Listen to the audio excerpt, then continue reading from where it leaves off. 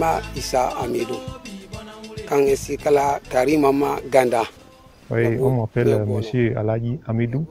Et je suis dans la commune de Karimama, l'arrondissement de Beni Lafia, plus précisément dans le village de Kargui.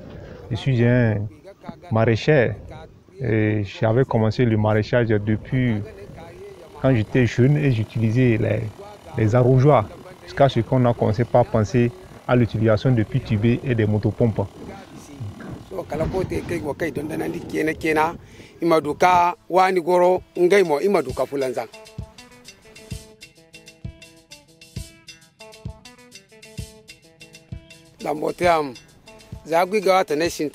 Bon, nous avons commencé le maraîchage depuis quand nous utilisons des arrosoirs et on se sert du feu Valibori et nous prenons de l'eau dans les arrosoirs et on vient arroser nos petits sites maraîchers.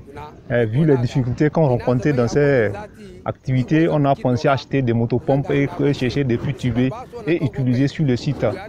Nous utilisons l'irrigation gravitaire, nous confectionnons des casiers et on se sert de ces casiers et alimenter nos plantations. Jusqu'à cet instant, nos exploitations sont devenues assez élevées et grandes. Nous avons au moins plus de 2 à 3 hectares que nous cultivons. Jusqu'à ce que maintenant, on n'a plus les moyens nécessaires pour produire plus. Nous sommes en train d'apprendre à nos enfants comment ils vont commencer par produire bientôt.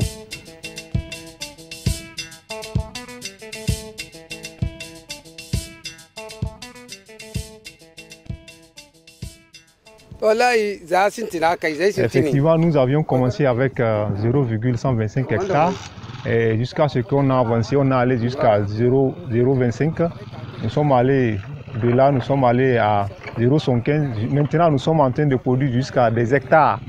Mais maintenant, on n'a plus la force pour bien travailler. Nous sommes en train d'apprendre nos enfants pour qu'ils nous remplacent bientôt.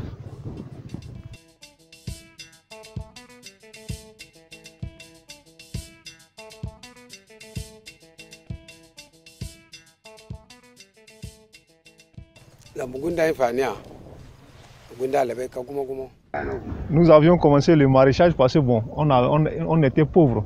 Nous avons commencé le maraîchage compte tenu de ses revenus et de son importance économique. Et si on produit un peu, on essaie d'économiser, acheter des bêtes pour déposer après et pour faire le labour un peu, jusqu'à ce que nous sommes devenus des gros exploitants agricoles. Et en dehors de ça aussi, bon, ces revenus nous aident à envoyer nos enfants à l'école, à payer les frais de scolarisation et on fait des économies aussi quand la famille, quelqu'un est tombé malade, on essaie de prendre ses fonds pour aller se soigner.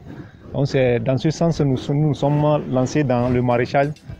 C'est parce qu'on était tellement pauvres, on a commencé ces activités. Oui.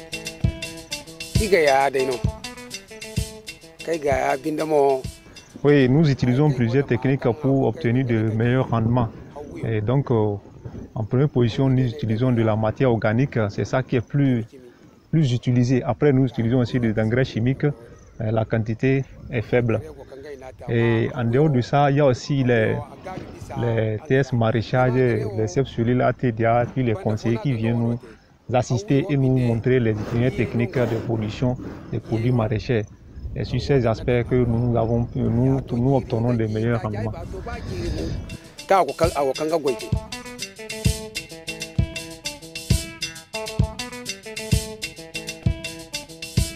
Et comme difficulté majeure, nous pouvons dire que c'est le manque de moyens qui nous crée trop de problèmes. Parce que nous avons envie d'exploiter de grandes superficies, mais on n'a pas les moyens financiers. Si on dit manque de moyens, c'est les moyens financiers. Nous n'avions pas du tout les moyens financiers. Actuellement, si mon site de coton, j'ai au moins des hectares. Je n'ai pas les moyens pour faire la récolte. J'ai besoin des moyens pour faire la récolte. Et j'ai besoin de faire plus j'ai besoin de faire au moins la récolte pendant 1 mois. Mais compte tenu de mes moyens, je n'ai pas pu exploiter une grande superficie. Ce n'est pas qu'il n'y a pas de la terre, il y en a, mais c'est les moyens qui nous bloquent, ça nous empêche d'exploiter des grandes superficies.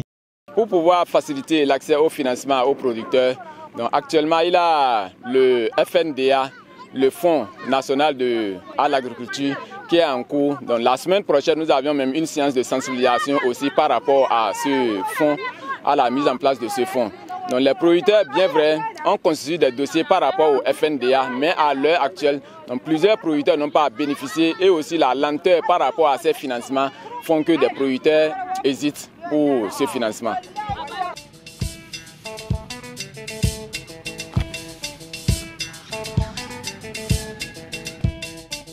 Je suis Eugène Alissou, je suis le chef cellule communal carrément de l'Agence territoriale de développement agricole de la vallée du Niger. Il y a premièrement la capacité de gestion technique et organisationnelle de leur exploitation, les résultats d'exploitation, les productions, les rendements notamment de ces producteurs sont des critères sur lesquels nous nous sommes basés pour les distinguer.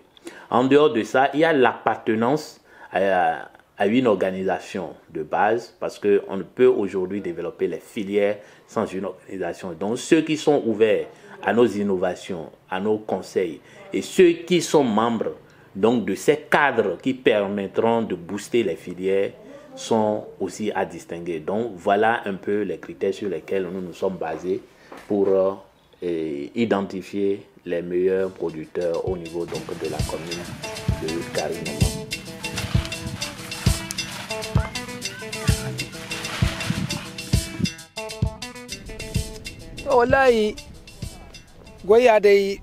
Donc, si tu es un producteur, que tu as de l'expérience, il faut partager avec tes collègues pour qu'eux aussi puissent faire comme toi.